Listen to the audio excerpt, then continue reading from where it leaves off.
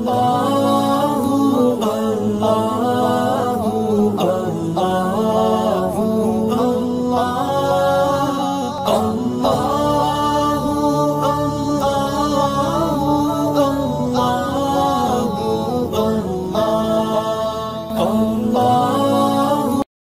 باللہ من الشیطان الرجیم، بسم اللہ الرحمن الرحیم۔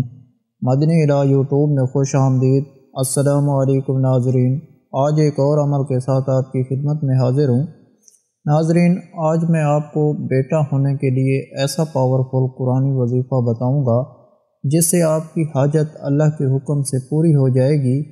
یہ وظیفہ ایک دن کا ہے اور قرآن کی سورہ یوسف کا وظیفہ ہے۔ اور عمل بتانے سے پہلے میری دعا ہے اللہ پاک سے کہ تمام مسلمان بے اولادوں کو اولاد عطا فرمائے۔ اللہ پاک جن کو بیٹیاں دی ہیں ان کو نیک صالح بیٹے بھی عطا فرمائے، اور جن کو بیٹے دیے ہیں ان کو نیک صالح بیٹیاں بھی عطا فرمائے۔ اللہ پاک اپنے پیارے حبیب حضرت محمد صلی اللہ علیہ وآلہ وسلم کے صدقے سے تمام مسلمان بے اولادوں کو نیک اولاد عطا فرمائے۔ اللہ پاک سب کی خالی جھولی اولاد کی نعمت سے بھر دے، آمین۔ آپ سب بھی کمنٹ میں ایک مرتبہ آمین ضرور لکھ دیں۔ کیا پتہ کس کی آمین کس کے لیے قبول ہو جائے اور اللہ پاک آپ کی دعا کو قبول کر لیں۔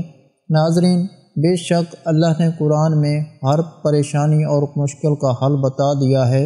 ہر انسان چاہتا ہے کہ اللہ اسے اولاد کی نعمت سے جلد از جلد نواز دے، اور خاص کر اللہ کی نعمت ہو اور بیٹا اللہ کی پاک ذات عطا کرے، مگر کچھ آزمائشیں اور تکلیفیں کچھ حکمت کی وجہ سے ہماری دعا کی قبولیت میں دیر ہو جاتی ہے۔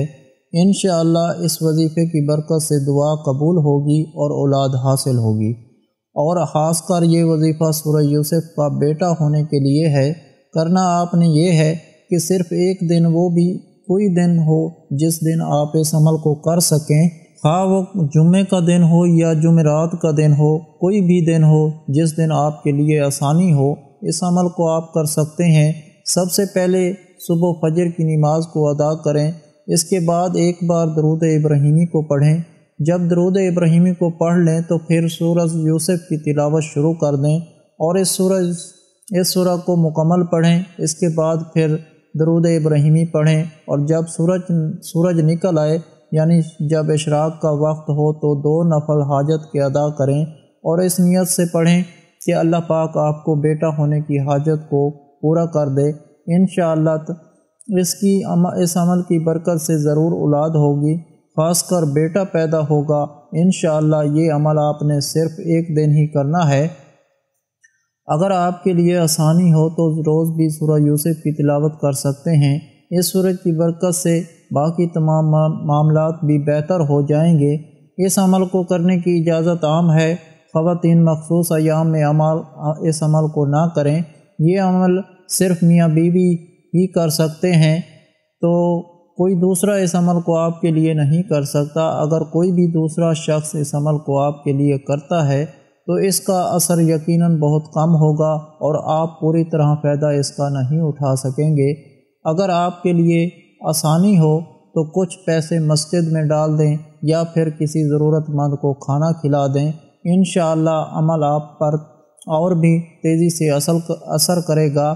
ناظرین، اگر آپ لوگوں کو آج کا عمل پسند آیا ہو تو پلیز میرا چینل مدنی علاج کو سبسکرائب کریں اور ویڈیو کو لائک کریں اور اپنے دوستوں رشتہ داروں کے ساتھ شیئر کریں۔ اجازت چاہتا ہوں، اگلی ویڈیو تک اللہ حافظ۔ صلو علی الحبیب صلی اللہ تعالی علی محمد۔